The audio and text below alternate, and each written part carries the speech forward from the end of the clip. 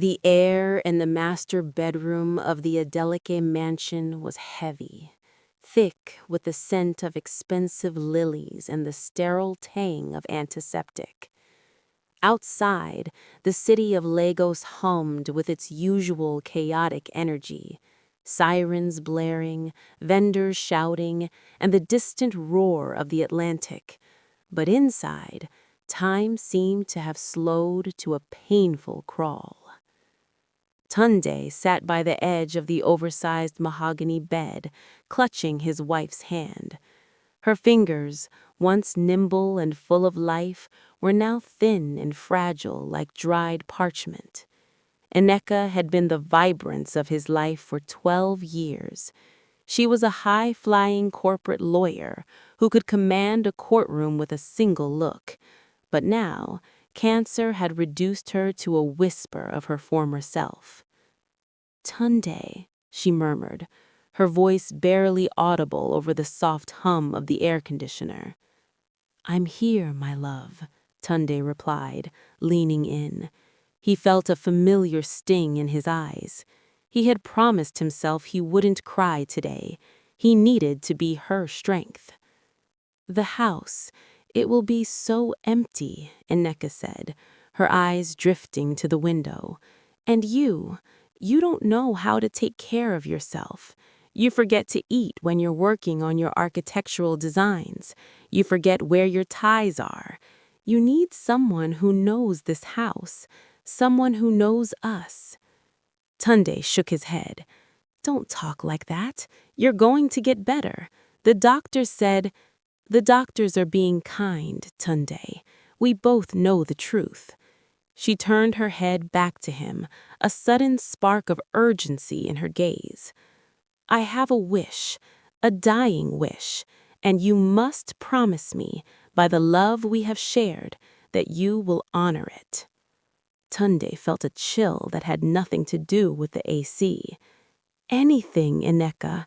You know I'd give you the world." Nneka took a shallow breath. "I want you to marry Simi." Tunde froze. He let go of her hand instinctively before pulling it back. Simi? Simi was their house manager, their maid. She had been with them for 3 years, a quiet, efficient young woman who moved through the house like a ghost, keeping everything perfect. She was kind, yes, and she had nursed Nneka with a devotion that went beyond a paycheck. But she was staff. "Nneka, you're tired," Tunde stammered.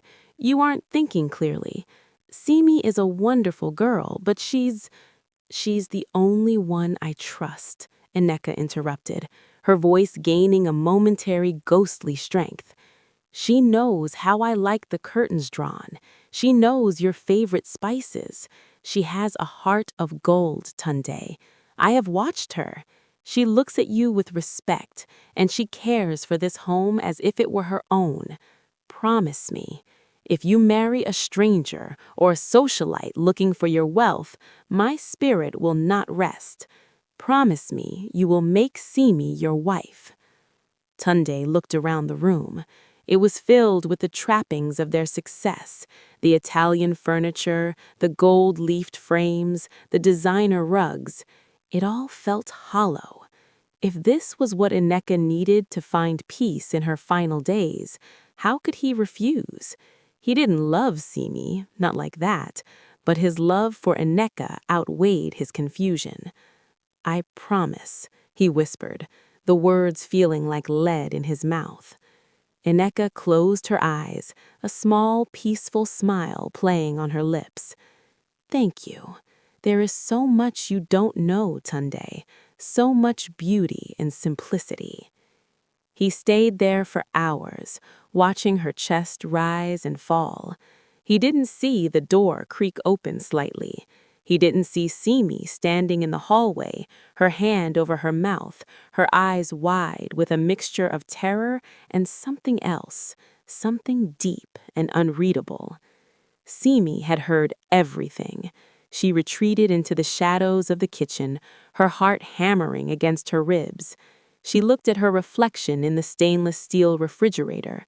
She didn't look like a bride. She looked like a girl who had spent her life hiding in plain sight. As the sun began to set, casting long orange shadows across the floor, Tunde realized his life had just changed forever. He had made a pact with a dying woman, unaware that the girl in the kitchen held a secret that would eventually tear his world apart or mend it in ways he couldn't yet imagine. The funeral was a blur of black silk, expensive umbrellas, and the hollow sound of earth hitting a mahogany casket.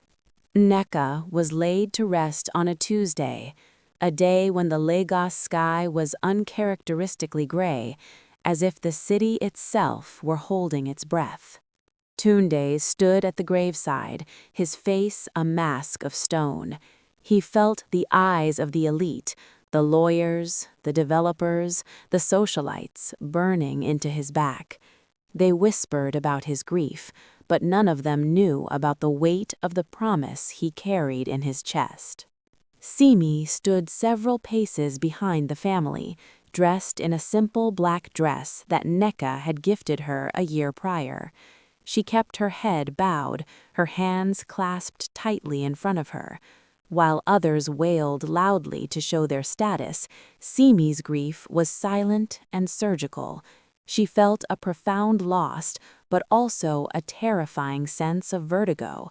Every time she looked at Tunde's broad shoulders, she felt the crushing weight of the secret she had overheard.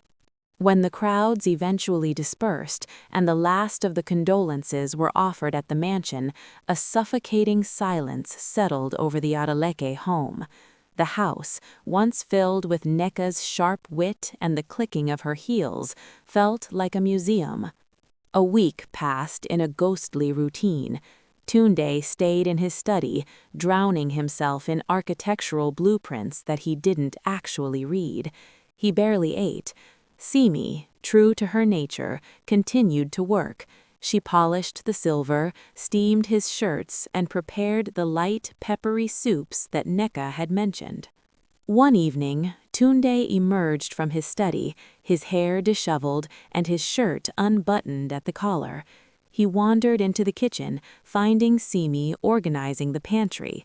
The fluorescent light of the kitchen made the scene feel painfully ordinary, yet the air was thick with the ghost of Nneka's wish.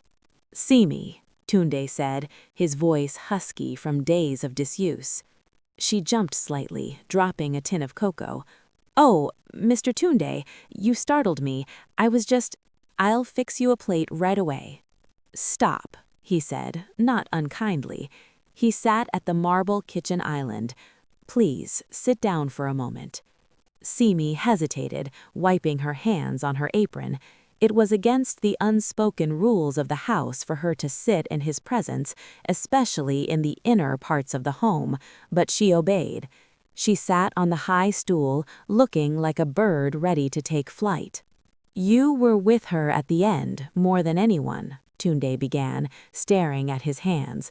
"She cared for you deeply. She told me things."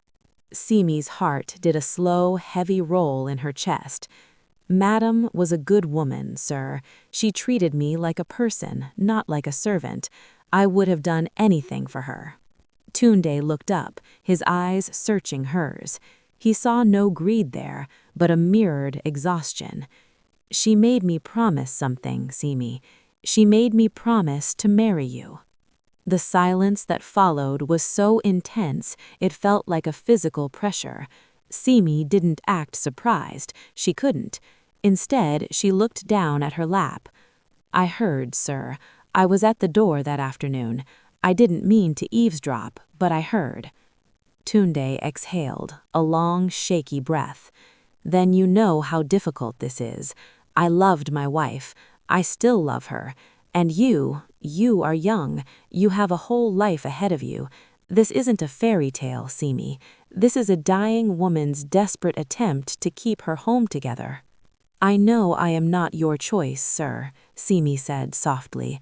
Her voice had a steady quality that surprised him. "I know I am not your choice, sir, and you are certainly not mine. But Madam saved me. When I came to this city with nothing, when I was sleeping at the motor park, she was the one who saw me. She gave me a job, a room, and my dignity.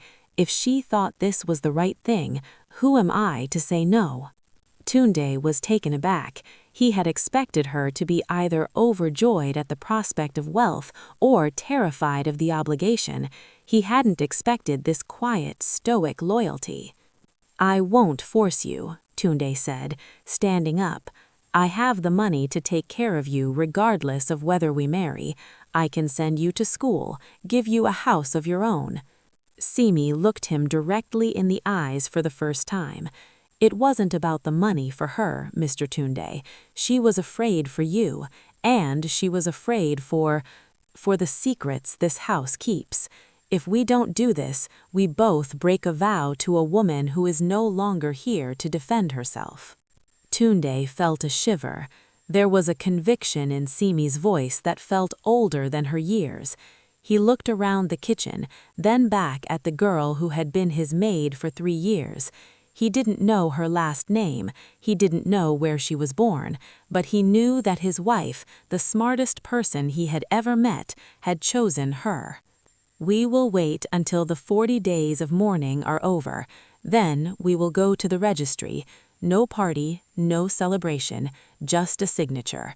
We will live as roommates, Simi, nothing more. Do you understand?" "I understand, sir," Simi whispered. As she watched him walk away, Simi felt a tear finally escape. It wasn't just for Nneka. It was for the fact that Tunde had no idea that she had been looking for Nneka her entire life, not as a maid, but as the sister she had lost to a tragic family separation 20 years ago.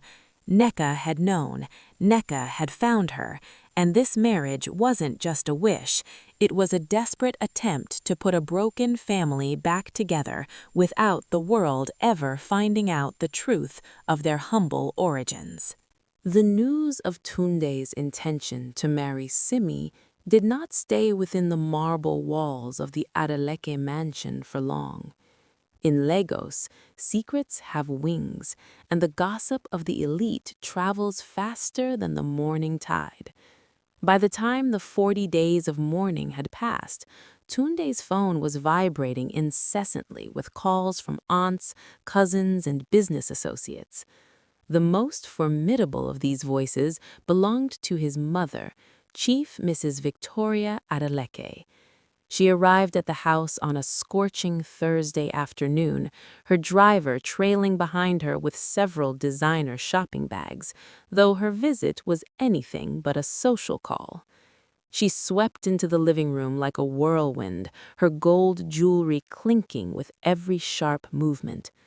"Tunde!" she barked, not waiting for him to descend the stairs. "I heard a rumor so ridiculous that I had to drive through 2 hours of Lekki traffic just to laugh in the face of whoever started it." Tunde came down the stairs slowly, his face weary. He saw Simi standing near the dining area, clutching a feather duster. She looked smaller than usual. "It's not a rumor, Mother. Good afternoon."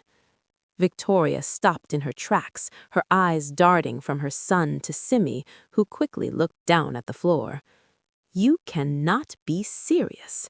Nneka has not even been cold in the ground for 2 months, and you want to elevate the help? The girl who scrubs your toilets?" "Simi is not just the help," said Tunde, his voice rising. "She was Nneka's closest companion at the end. And this wasn't my idea, it was Nneka's dying wish. She asked me, no, she begged me to marry Simi." Victoria let out a harsh, cynical laugh. "Nneka was on heavy medication, Tunde. The woman wasn't in her right mind. She was probably worried about who would cook your jollof rice. You don't marry the maid because your late wife had a fever dream. You marry someone of your own standing. What will the board of directors say? What will the papers say?" Simi felt every word like a physical blow. She wanted to vanish into the grout of the floor tiles. She knew she didn't belong in this world of high-stakes power plays and social standing, but she also felt a spark of indignation. They spoke of Nneka as if she were a fool, but Simi knew the truth.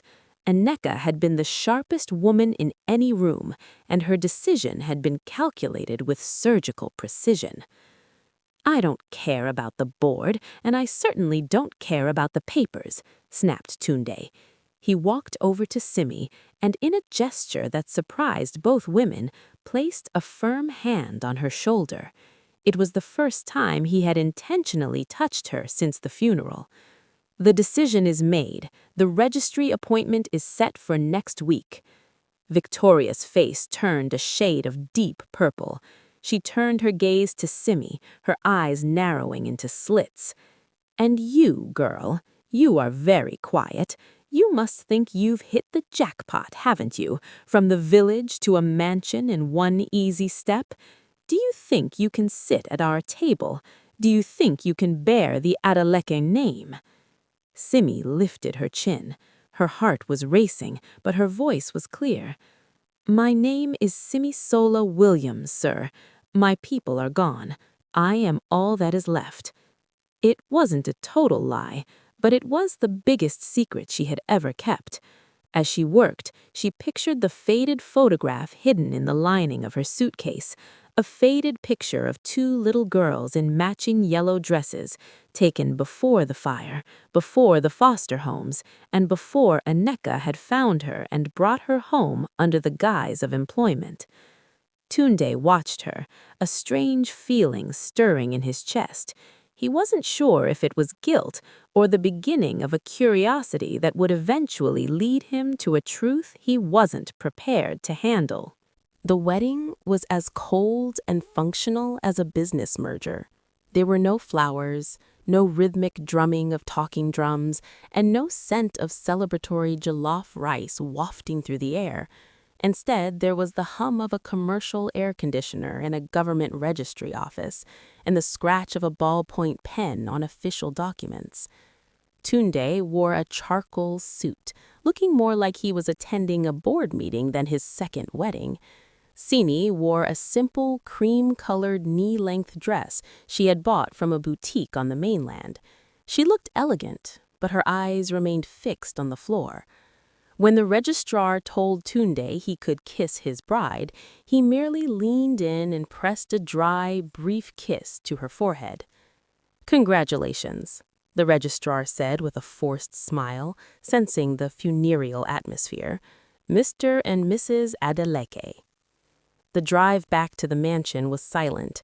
Simi sat in the passenger seat of the Range Rover, her hands folded over her new gold band. It felt heavy, like a shackle. As they pulled into the driveway, the security guards saluted as usual, but their eyes lingered a little longer on Simi. The news had spread. The maid was now the madam. That evening, the house felt different. The power dynamics had shifted, but the roles hadn't. Out of habit, Simi stood up from the sofa to go to the kitchen to prepare dinner. "Simi, sit down," Tunde said, coming into the living room with a glass of whiskey. "We hired a new cook and a steward today. They started an hour ago. You are the wife now. You don't cook and you don't clean." Simi sat back down, feeling an uncomfortable itch in her skin. "I don't know how to be idle, Tunde. My hands need to be busy." "Then find a hobby. Buy clothes, go to the spa. That's what women in this neighborhood do," he said, though there was no malice in his voice, only a profound exhaustion. Over the next few weeks, Tunde began to notice things that made the hair on his arms stand up. It started with the small habits. One evening, he watched Simi from across the room. She was reading a book, and as she turned the page, she tucked a stray lock of hair behind her left ear with a specific rhythmic flick of her wrist. He froze. It was the exact gesture Nneka used when she was deep in thought. A few days later, he found her in the garden. She was humming a melody, a low, haunting tune he had heard Nneka hum 1,000 times when she thought she was alone. It wasn't a popular song. It sounded like an old regional lullaby. "Where did you learn that song?" Tunde asked, stepping onto the patio. Simi startled, the tune dying on her lips. My mother, I think. It's just something that has always been in my head. Nneka used to sing that, Tunde said, his voice tight. She said it was a song from her village, one her grandmother taught her before the family moved to the city. Simi's heart hammered. She had to be more careful. It's a common tune in the interior, I'm sure. Many people probably know it. But it wasn't just the song. Tunde began to see it in her eyes, a certain sharpness, an intelligence that Simi had hidden behind the submissive mask of a servant. When Tunde spoke about his architectural projects, she would occasionally ask a question that was so insightful it shocked him. She understood the flow of space and the importance of structural integrity in a way a village girl shouldn't. One night, Tunde entered Nneka's old walk-in closet, which he had insisted Simi take over. He found Simi standing in front of a full-length mirror, holding one of Nneka's silk scarves against her neck. She wasn't wearing it with greed, she was looking at it with a profound, aching sadness. The way she stood, the posture, the slight tilt of her head, was an exact silhouette of his late wife. "Who are you, Simi?" Tunde whispered from the doorway. Simi spun around, dropping the scarf. "I am your wife, Tunde, just like you wanted, just like she wanted." "No," Tunde said, stepping into the room, the light from the hallway casting long shadows. "You were her maid for 3 years. I saw you every day. But now that you're sitting at my table, I feel like I'm looking at a ghost. You have her mannerisms, you have her taste, you even have that birthmark on the back of your neck, the one shaped like a crescent moon." Simi reached back, her fingers grazing the small mark she usually covered with her hair. Her breath hitched. Nneka had the same mark. They used to call it their sister's seal when they were children, before the fire at the bakery that killed their parents and the chaotic displacement that followed. "It's a coincidence," Simi said, her voice trembling. "I don't believe in coincidences anymore," Tunde replied, his eyes narrowing. "Nneka didn't just pick a girl to replace her. She picked you. Why you?" The tension in the room was electric. Simi felt the secret clawing at her throat, begging to be let out. But she remembered Nneka's warning in the hospital weeks before. Tunde is a man of logic. If he knows the truth too soon, he will think I manipulated him. He will think our marriage was a fraud. Let him learn to love you for who you are first, Simi. Only then can the past be forgiven. "Maybe," Simi said, regaining her composure. "She just saw someone who loved you as much as she did." Tunde stepped closer, his face inches from hers. He looked for a lie in her eyes, but all he saw was a reflection of his own grief and a strange, growing affection he wasn't ready to admit. The fragile peace of the Adeleke mansion was shattered 3 months after the wedding by the arrival of Mr. Bankole. He was a man who looked like he was made of old leather and expensive stationery, Nneka's long-time private solicitor and the only person she trusted with the matters she kept away from her own law firm. He arrived without an appointment, carrying a small, heavy box made of dark mahogany. Tunde received him in the study, the very room where he used to spend hours discussing his legacy with Nneka. Simi was there too, pouring tea with a grace that had become natural to her. She moved to leave, but Mr. Bankole raised a hand. "Stay, Mrs. Adeleke," he said, his voice like gravel. "This concerns you as much as your husband, perhaps even more." Tunde frowned, eyeing the box. "Bankole, what is this? Nneka's estate was settled weeks ago. The properties, the shares, everything was accounted for." "Not everything," the lawyer replied. He placed the box on the glass table. It had no keyhole, only a digital keypad. "Nneka gave me this 6 months before she passed. She gave me very specific instructions. I was to deliver it to you only when I was certain that the two of you were living as husband and wife. not just on paper, but in this house, together. Tunde felt a pulse of irritation. We are married. You were at the registry. Why now? Because Nneka knew you, Tunde, said Binkole with a faint, sad smile. She knew you would marry out of duty, but she wanted to ensure the arrangement hadn't fallen apart within the first 90 days. She called this her final evidence. Simi's hand shook as she set the teapot down. A clink of porcelain echoed in the silent room. She felt a cold dread. Nneka had promised her that the truth would remain hidden until the time was right. But Nneka's definition of the right time was often unpredictable. The code, Tunde prompted, reaching for the box. I don't have it, Bankole said. Tunde stared at him. You're joking. The code is not a number, the lawyer explained. Nneka said the code is a date that only the two sisters would truly understand. She told me that if Simi is who she claims to be, she will know the numbers. If she doesn't, I am to take this box back and burn it. The air in the room vanished. Tunde turned his gaze towards Simi. His eyes were sharp, searching, and filled with a growing suspicion that had been simmering for weeks. A date only the sisters would know? Simi, what is he talking about? Nneka was an only child. Her parents died in that accident years ago. She had no siblings. Simi felt the walls closing in. She looked at the box, then at the lawyer. Mr. Bankole's expression was neutral, but his eyes held a glimmer of challenge. He knew. Nneka had told him everything. Simi? Tunde's voice was lower now, dangerous. Why would my wife think you knew a code based on a sisterhood that didn't exist? Simi stepped toward the box. Her mind raced through the dates. Their mother's birthday? No.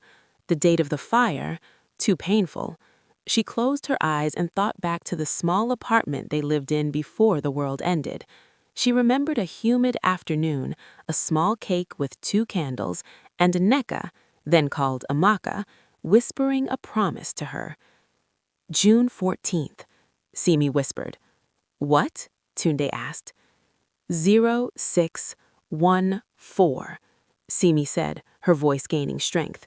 She reached out and punched the numbers into the keypad. Click. The lid of the box popped open. Tunde lunged forward, his heart hammering against his ribs. He pushed the lid back. Inside was not gold or a new will. There were 2 things: a DNA test result inside a sealed envelope and a worn, scarched teddy bear with a missing eye. Tunde picked up the envelope, his fingers trembling. He ripped it open and scanned the medical jargon until his eyes hit the conclusion at the bottom. His breath hitched. Probability of sibling relationship, 99.9%. He dropped the paper as if it had burned him. He looked at the scarched teddy bear, then at Simi, who was now weeping silently, her face buried in her hands. You, Tunde breathed as the realization hit him like a physical blow. You aren't just the maid she liked. You're blood. You're the sister she lost. She didn't ask me to marry you out of pity. She manipulated me. She forced a marriage between me and her own sister to keep the wealth in the family, to save you. It wasn't about the wealth, Tunde, Simi cried, finding her voice. I found you working at a restaurant 3 years ago. She recognized the mark on my neck. She brought me here to protect me, but she was afraid of the scandal. She was a top lawyer. I was a girl with no education and a criminal record for vagrancy. She was ashamed and protective at the same time. Tunde backed away, his face contorted with a mix of betrayal and shock. You lied to me every single day. You stood in my kitchen, you slept in the room next to mine, and you let me believe I was honoring a dying woman's whim while you were playing a long game. I loved her, Simi screamed. She was my sister. I did what she asked because I had no one else. Get out, Tunde said, his voice cold and flat. Tunde, please. I said get out, he roared, sweeping the tea set off the table. Porcelain shattered against the floor, mirroring the states of their strange, fragile union. Mr. Bankole stood up quietly, adjusted his suit, and headed for the door. The truth is a heavy burden, Tunde, the lawyer said at the threshold. But remember, Nneka didn't do this to hurt you. She did it because she knew you were the only man on earth capable of truly caring for what she loved most. As the lawyer left, Simi stood amidst the wreckage of the tea set, her secret finally laid bare, while Tunde stared at the DNA results, feeling like a stranger in his own home.